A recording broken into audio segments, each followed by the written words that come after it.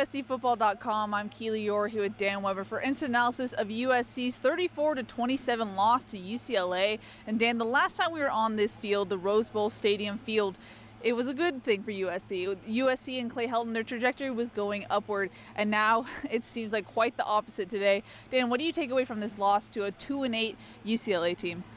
Yeah, and the better team, I think, won this game. I mean, that's what's, you're looking at UCLA, and they played hard. They played confidently.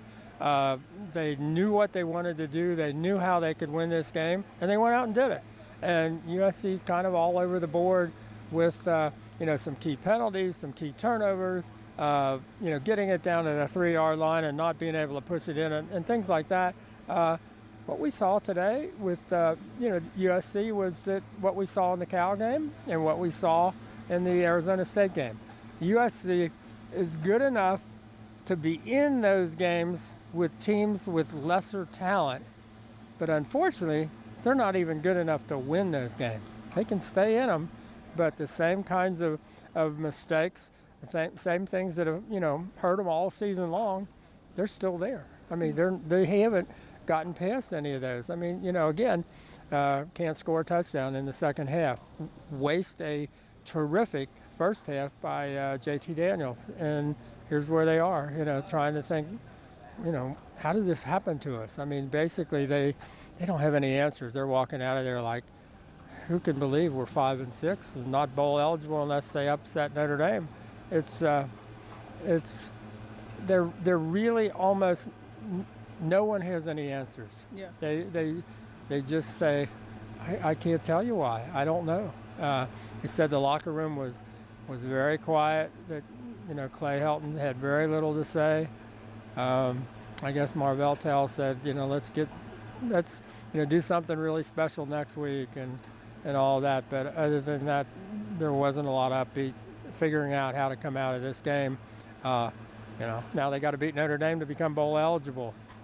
I don't know. Yeah. Notre Dame's going for an unbeaten season and a place in the college football playoffs, which is not the place Notre Dame's been the last few years coming to the Coliseum. They haven't, been coming off of a good season. They've had injuries. They've had, lots of issues. Now they're 11-0. When asked about the status of his job as USC's head coach, Clay Helton said that he did talk with athletic director Lynn Swann in the locker room. He said Lynn Swann hugged his neck and said, "I'll see you on Monday." It seems like USC's administration and Lynn Swann, they don't really want to make a coaching change at this season. During this season, Clay Helton said on Tuesday his plan is to be here for the next 15 years. But after a loss like this, after a season like this, how do you not make that call, Dan? Well, it's tough, and I think, you look at it and what you said, that they don't want to make this change. But I think it might be more correct right now to say they didn't want to make this change. I'm not sure where they are right now. This is a tough place to be. I mean, if you're recruiting, an LA kid, let's say, and he came to this game, which program, is on the upward trajectory and which program is going the other direction. And I think they're in a very difficult spot in a lot of ways after this season where they have no answers. I mean, they basically have no answers. Chip Kelly, they may be 3-8, but he's got answers. And he had answers today. USC doesn't seem to have the answers, and that really is a tough spot, for USC to be in right now, going forward. I mean, if they don't get to a bowl, and they finish where they're going to finish in the Pac-12, this is a disaster of a season. I mean, this is totally unacceptable. So where does that put the USC administration, such as it is? Again, who is the USC administration at this point? I don't think we know. We think maybe that, people have decided it's up to Lynn. That Lynn, who else is going to make that call right now?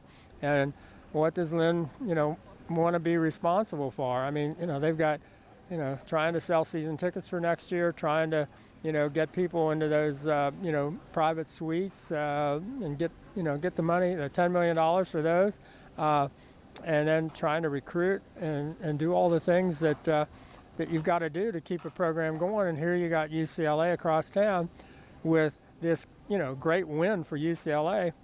and a story that, hey, it's only going to get better. Look what we're doing.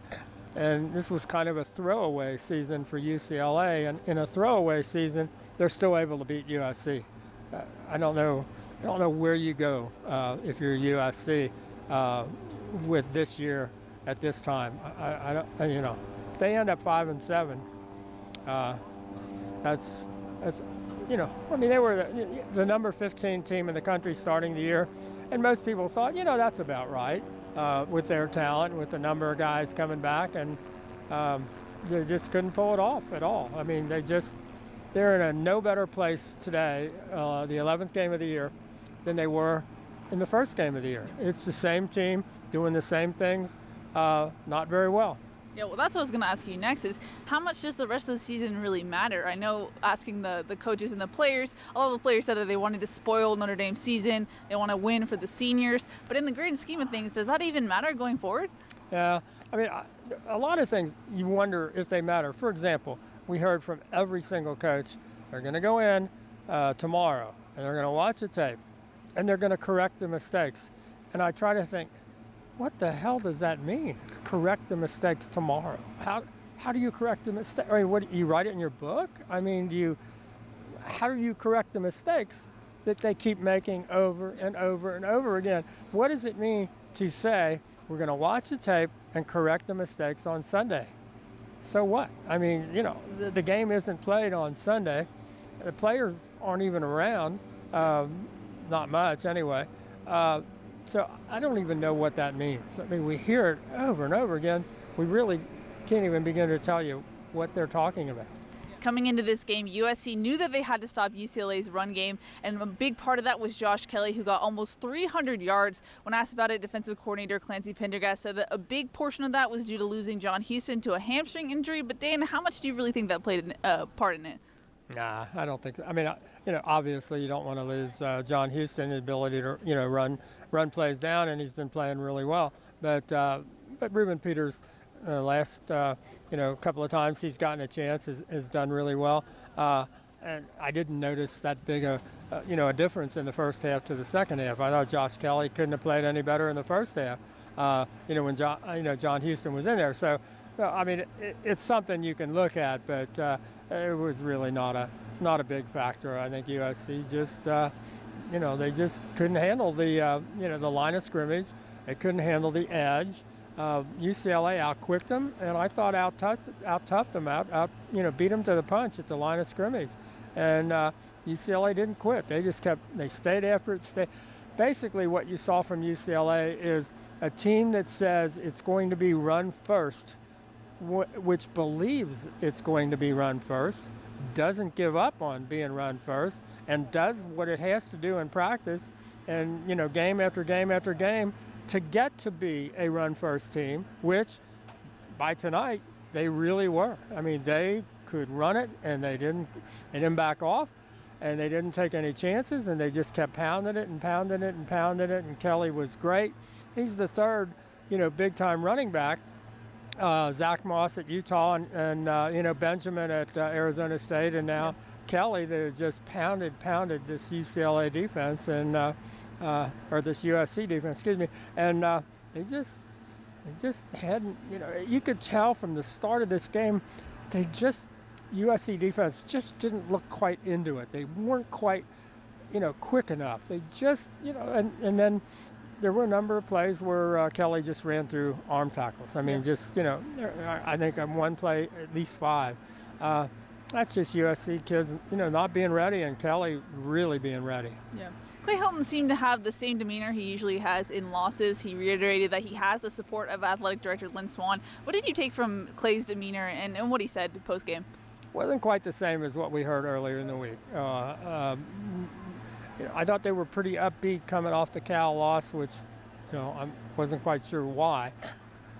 They don't look pretty upbeat coming off this one. This one is not, because it's more of the same old, and this, we're going to fix it. We're going to get it better, and we're going to. You basically use that lineup. That's you got one chance, and that's Notre Dame, and that doesn't look so good. So he didn't have much to say. I mean, there was what do you say after this game? You could praise UCLA, but how bad is that when you have to praise UCLA and you can't praise your own team? I thought JT Daniels thought he played pretty well, certainly the first half, and that the offense got a lot done. Certainly throwing the ball, but this is a hard one. That UCLA basically came in here and looked like they were the team playing for a bowl, bowl opportunity, and USC played more like the 2-8 team that's not very confident in anything they're doing, and that's how it turned out. Yeah. I mean, where do we go next? Any final thoughts for wrap it up? What else is there to say about this game? A lot, but also not a lot. It says what it says about USC for the whole season. This is, again, the whole season wrapped up in one. I think I said that last year when they won the Pac-12 championship against Stanford, but they didn't really, they just held on, and they did some really good things with Sam Darnold, and they did some not such good things and made some plays when they had to. But last year, I thought the Pac-12 championship game really kind of described how the whole season went last year. I think the same thing this year. This game describes the whole season. They're more talented, and they're getting beat by teams with less talent who play smarter and tougher and make fewer mistakes and make more big plays. And that's been the story of the whole year. And it's too bad for these kids, but this is not a well-coached team. It's that simple. I know that sounds like maybe it's too simple, but it's not. You saw a well-coached UCLA team against a not nearly as well-coached USC team, and the better coached team won. Mm-hmm. All right, that's going to wrap it up from the Rose Bowl. For Dan Weber, I'm Keely Eure. For more, check out USCfootball.com.